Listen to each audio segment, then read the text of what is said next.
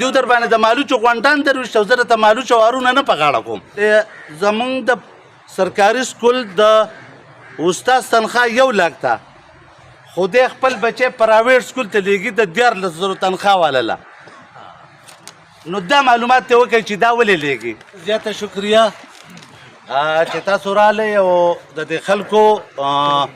ته مخامخ کېناستئ د ټولو افسرانو هم ډېره زیاته شکریه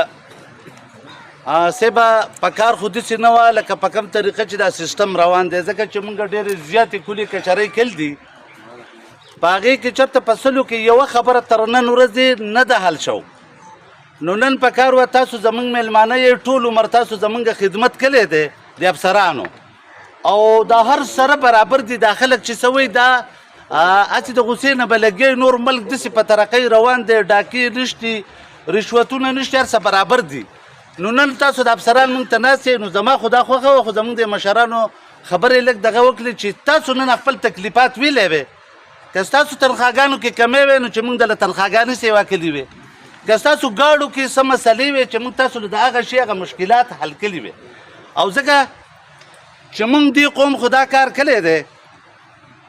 چې تاسو هم منتخب کړي یئ دا مخامخ چې څونه کسان ناست یئ د ایجوکیشن دپاره د صحت دپاره د وابډا دپاره د امن دپاره خو زما په ذهن کې په دغه ټولو سیستمونو کې چې دی نو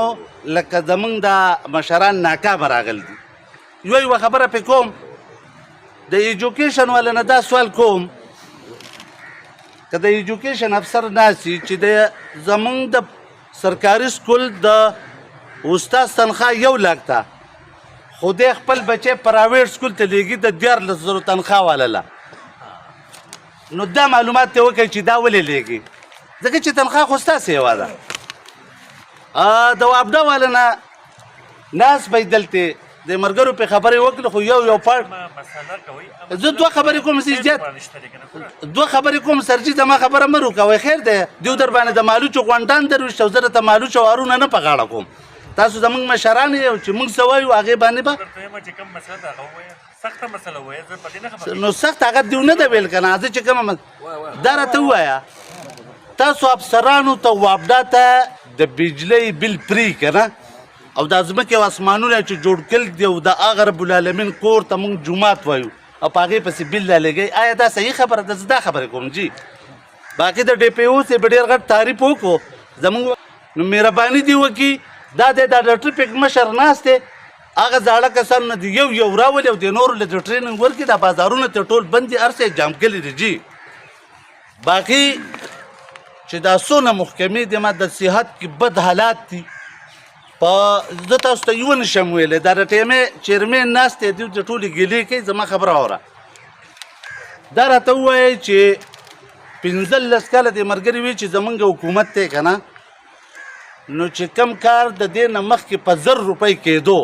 تاسو پټرول پوهیئ چې په 1000 روپۍ څنګه کار کېږي هغه کار نن په 10,000 نه کېږي تاسو زموږ مشران دي چې تاسو موږ له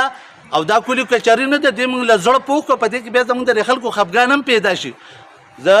ډي سي صاحب ته وایم زموږ محترم دی تاسو ټول زموږ محترم یئ کسانو ته هم وایم چې دا ډي سي صاحب کوم کار کولی شي دا تاسو چې کومه سپاسنامې بیان کړي که نه دا خو د پاکستان د وزیر اعظم راوله والله که یې دله حل کړي نو ستړي کول هم نه کوو د یو بل سره پې خفګان هم نه کوو